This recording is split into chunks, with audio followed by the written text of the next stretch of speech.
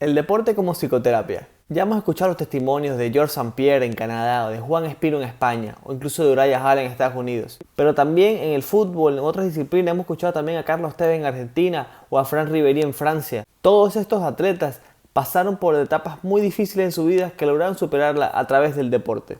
Por ello, el día de hoy trataré de explicar no lo que pienso yo, sino lo que piensan distintos autores famosos en la historia de la psicología, como Sigmund Freud, como Carl Rogers, como Adler o como la teoría del construccionismo social, que explica un poco por qué el deporte puede servir como psicoterapia. Así que sin más preámbulo, empecemos.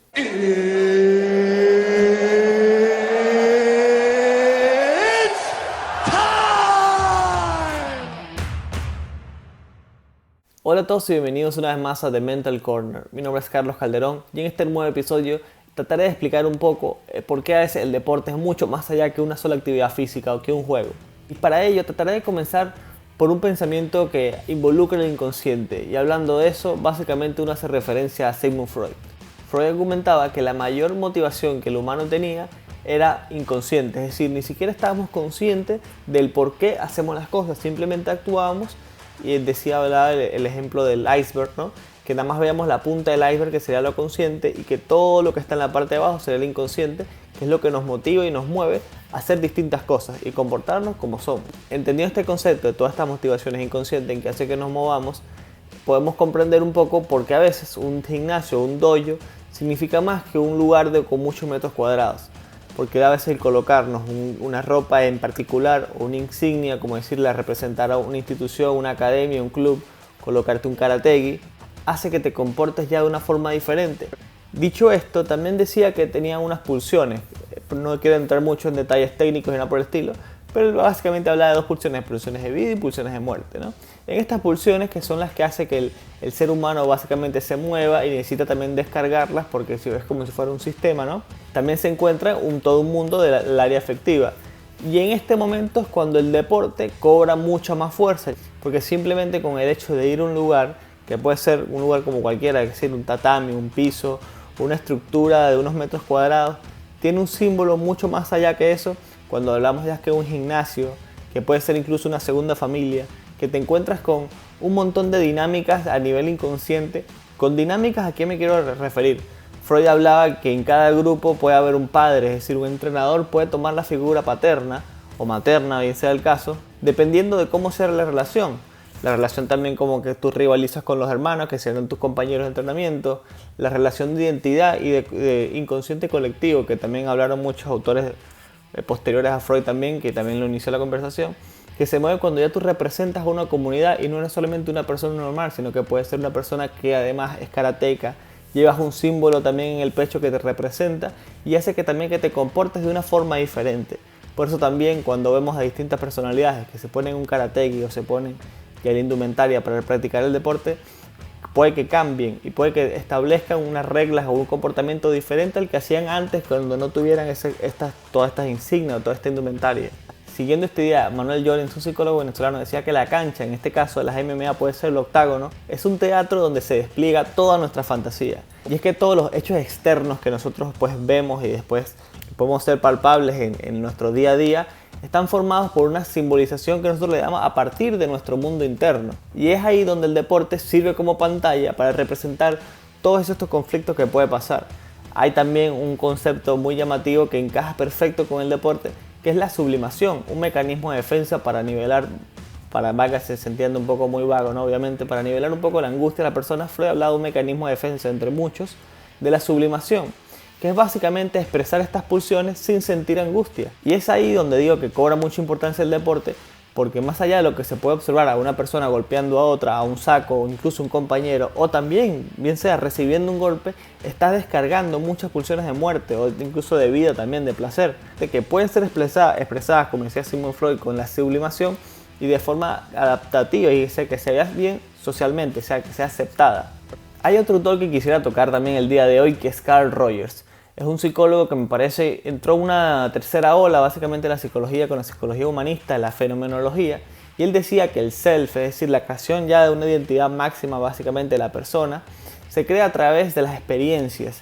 Cuando tú practicas un deporte, ocurre que te dan, bueno, obviamente en la mayoría de los casos, ¿no? Siempre hay excepciones, pero te da un espacio lleno de reglas, lleno de disciplina, lleno de personas que ya tienen más experiencia que tú en esa área también, que saben cómo comportarse y que te permiten que te desarrolles ya en un ambiente mucho más seguro y crees ese self que dice Carl Rogers de una forma mucho más segura.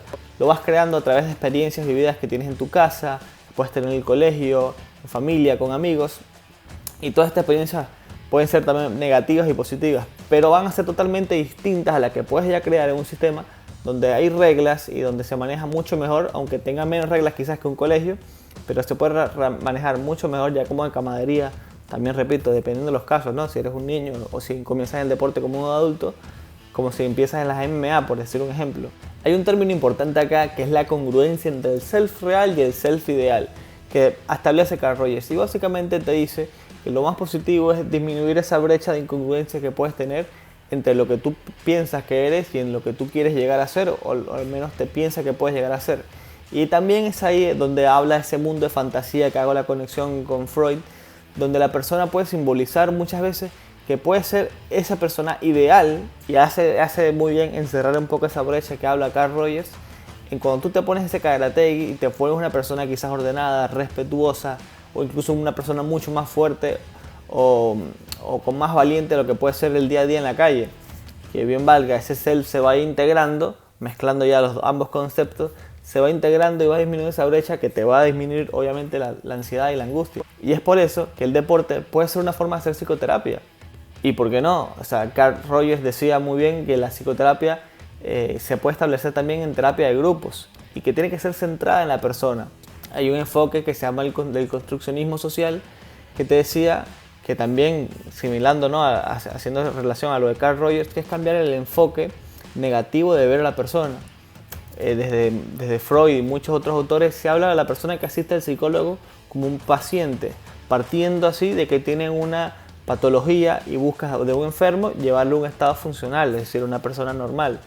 Carl Rogers y el construccionismo social también te dicen que tú puedes bien sea trabajar con una persona que esté normal y buscar potenciarla, es decir, buscar llegar a ese self ideal que hablaba Carl Rogers. Esto, pues, por muy tonto que parezca, yo en lo particular lo manejo así. Con las personas con las que trabajo no los llamo pacientes, sino clientes, porque considero que no son personas patológicas y que estoy tratando de llevarlas y tratando de trabajar con ellas para llegar a ser ese sujeto ideal que quisieran ser. Ahora bien, sé que este capítulo en particular estaba bastante denso, pero es para explicar que no solamente son cosas de fantasía que pasan y ya. Está algo respaldado desde lo empírico y desde lo teórico. Y el día de hoy también, por ejemplo, vamos a tocar un autor que me gusta mucho, que es Adler. Adler tenía un concepto, bueno, realmente dos conceptos que quiero tocar el día de hoy. Uno es el afán de perfeccionismo o el afán de superioridad. Él creó esta teoría básicamente porque fue una persona que creció con muchos problemas de salud y con discapacidades físicas. Al tener esa necesidad de ser mejor, al principio le llamó afán de inferioridad, si no me equivoco. Luego fue evolucionando el concepto. Pero básicamente lo que Adler decía se solapa muy bien con el self ideal, bueno, no muy bien, pero se solapa un poco con el self ideal de Carl Rogers. Decía que nosotros, el ser humano, tiene que hacer una necesidad innata de desarrollar nuestro potencial para llegar a nuestro ideal. Pero esa es una necesidad básica, casi que como lo escribía él, ¿no? Casi que como comer o hacer todas esas necesidades básicas que bien sabemos que hacemos. La necesidad de llegar a ser ese ideal que todos queremos ser en algún momento, ¿no? Y el deporte también te ofrece eso, te ofrece también la garantía de que si entrenas, de que si te esfuerzas, poco a poco, sin algún secretos mágicos ni nada por el estilo, pero poco a poco vas a poder ser mejor cada día en tu disciplina. Y ya no hablo desde beneficios físicos, obviamente, o biológicos, que puede ser disminuir el estrés, la serotonina que se puede elevar, etc., o la dopamina, etc. Hablo ya de algún proceso psicológico mucho más complejo que está ocurriendo en la mente de las personas. Un último concepto, y ya para cerrar con este capítulo que es bastante denso en cuanto a lo académico, hablo del finalismo ficticio que hacía Adler. Con finalismo ficticio, dice, es vivir en un como si, ¿ok? Darle importancia y cargar todas esas fantasías. Recordemos el concepto que hablaba antes de Freud, que es mucho más complejo de lo que hablé acá. Realmente quiero decir también y aclararlo, que cada concepto, ni siquiera cada autor, sino cada concepto que habla acá, puede ser quizás una hora o 2 horas, una clase muy compleja, muy cargada de toda la evolución que ha tenido ese concepto. Así que no quieran desprestigiarlo o tomarlo y darlo por hecho de que lo que dije acá, pues así es, porque realmente queda muy corto. Pero volviendo al tema del cómo sí, el finalismo ficticio de Adler, dice que lo que le da importancia al sujeto y las ganas de vivir, básicamente el día a día y esforzarse, es viviendo si fuera importante, es decir, como si todo lo que hace en la vida del sujeto fuera importante. Y muchas veces vemos a esas personas que cuando están en el deporte, pues compiten casi que a muerte y súper apasionados, porque viven en ese como si realmente si su equipo, por ejemplo, ganara o si su peleador favorito ganara, realmente repercutara de forma bastante significativa en el día a día de sus vidas, por ejemplo. Y sí, claro, obvio, todos pueden tener unas aspiraciones de llegar quizás algún día a ser fichados por la UFC, por decir un ejemplo, tener un contrato con alguna promotora muy importante. Pero es que también vemos a personas en el día a día, en los gimnsios, que entrenan casi que a morir y ni siquiera tienen la ambición de llegar a tener esos contratos millonarios.